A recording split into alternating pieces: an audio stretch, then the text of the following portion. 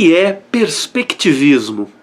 Perspectivismo é um posicionamento filosófico que considera que as coisas devem ser examinadas a partir de perspectivas ou pontos de vista diferentes.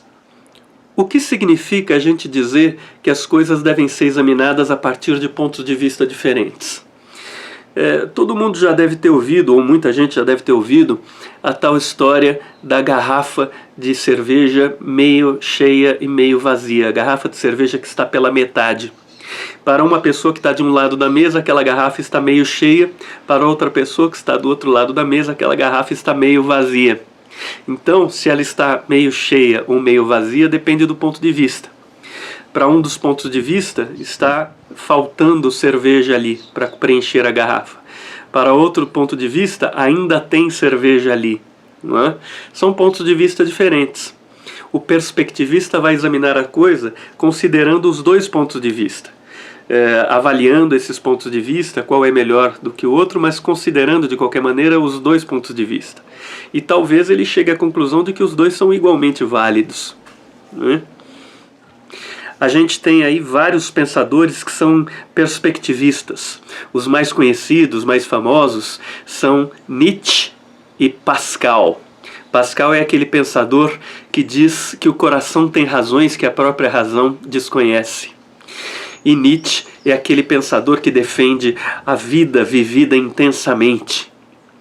O Pascal diz que o único ponto de vista capaz de captar toda a realidade de uma maneira completa seria o ponto de vista de Deus. Como ninguém é capaz de atingir esse ponto de vista, nós só temos perspectivas parciais, pontos de vista parciais que captam uma parte da realidade. Mas alguns pontos de vista podem ser mais completos do que outros, podem conseguir explicar mais coisas do que outros. Esses são pontos de vista superiores, segundo Pascal. Então, para o Pascal, a filosofia é um grande jogo de pontos de vista que ficam competindo uns com os outros, cada um tentando ser mais abrangente, cada um tentando conseguir explicar a maior quantidade de coisas, e conseguir explicar mais coisas do que o outro ponto de vista. Conseguir abranger o outro ponto de vista e ir além dele. Né? Quer dizer, todos os pontos de vista iriam tentando caminhar em direção a um ponto de vista completo e universal, mais verdadeiro de todos, que seria o ponto de vista divino. Não é? Esse é o posicionamento do Pascal. O Nietzsche vai dizer que o seu próprio posicionamento é apenas um ponto de vista entre vários outros, mas que existem dois grandes tipos de pontos de vista. Os de pessoas fortes e os de pessoas fracas, ou que estão em momento de fraqueza. Né? Quando a pessoa está num momento de força, ela acaba valorizando a intensificação da vida, a vida vivida intensamente. Quando a pessoa está num momento de fraqueza, ela acaba valorizando a mera sobrevivência. Né? E há uma porção de outros itens, uma porção de outras características ligadas ao ponto de vista tipicamente fraco e uma porção de outras características ligadas ao ponto de vista tipicamente forte. O que o Nietzsche vai fazer é nos desafiar a conseguir algum ponto de vista mais forte do que o dele, algum ponto de vista que valorize mais a vida do que o ponto de vista que ele desenvolveu. Não é?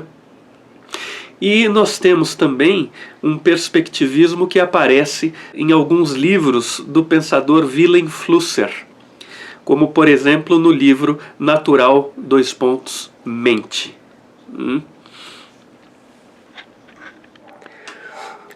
Proudhon, o primeiro grande teórico do anarquismo, também era um perspectivista.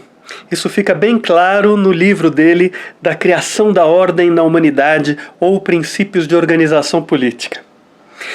Ele diz nesse livro que cada fenômeno que a gente examina, a gente organiza mentalmente segundo uma certa razão, segundo uma certa ordem racional. Mas o mesmo fenômeno pode ser organizado racionalmente de maneiras diferentes. O mesmo fenômeno a gente pode organizar de uma maneira que é racional, ou de uma outra maneira diferente que é igualmente racional, ou de uma outra maneira, uma terceira maneira que é igualmente racional. né? Nós temos muitas maneiras pelas quais a gente pode organizar racionalmente um fenômeno para poder entendê-lo, né? Além disso, segundo Proudhon, cada fenômeno tem uma faceta pela qual a gente pode examiná-lo. A gente pode encarar o fenômeno de um ângulo ou de outro ou de outro. Então ele é duplamente perspectivista. Ele é perspectivista porque tem essa questão das razões diferentes, né, ou da maneira diferente pela qual a gente pode organizar racionalmente um fenômeno na nossa cabeça. E é preciso considerar diferentes formas pelas quais o fenômeno se organiza na nossa cabeça, né? Ou pode se organizar na nossa cabeça. E ele também é perspectivista no sentido de que quando a gente examina um fenômeno, a gente tem um ponto de vista, que para ele quer dizer uma faceta, um lado do fenômeno que a gente está examinando em primeiro lugar, para depois pensar os outros lados, ou as outras facetas do fenômeno, a partir desse lado, dessa faceta, desses elementos que a gente está percebendo primeiro. Quer dizer, a gente examina um fenômeno, em primeiro lugar vem algumas coisas que a gente presta atenção, e depois a gente começa a examinar as outras a partir delas.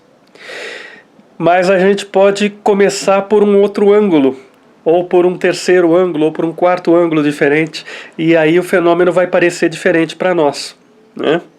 Quer dizer, o Proudhon era perspectivista também, duplamente perspectivista. O perspectivismo dele é um pouco mais complicado, como a gente pode perceber, né?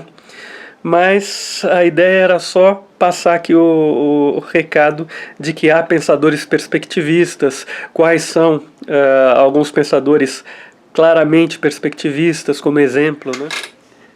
Bom, o meu posicionamento pessoal em relação ao perspectivismo é o seguinte: eu aceito e assumo o perspectivismo. Eu próprio sou um perspectivista. Mas eu acho que o perspectivismo tem sido mal aproveitado. Ele poderia ser muito mais bem trabalhado e muito mais aprofundado do que tem sido. Eu acho que é possível pensar em muitas diferentes operações perspectivistas, muitas diferentes possibilidades de relação entre uma perspectiva e outra. A gente pode subtrair uma perspectiva de outra, quer dizer, tirar de uma perspectiva tudo que está presente na outra. A gente pode somar perspectivas, acrescentar uma perspectiva à outra. A gente pode fazer uma porção de operações diferentes. A gente pode transformar uma perspectiva gradualmente na outra. A gente pode saltar de uma perspectiva para outra. Quer dizer, existem muitas operações diferentes que a gente pode fazer com uma perspectiva ou relacionando perspectivas umas com as outras. Então, eu procuro trabalhar muito com essas diferentes operações perspectivistas.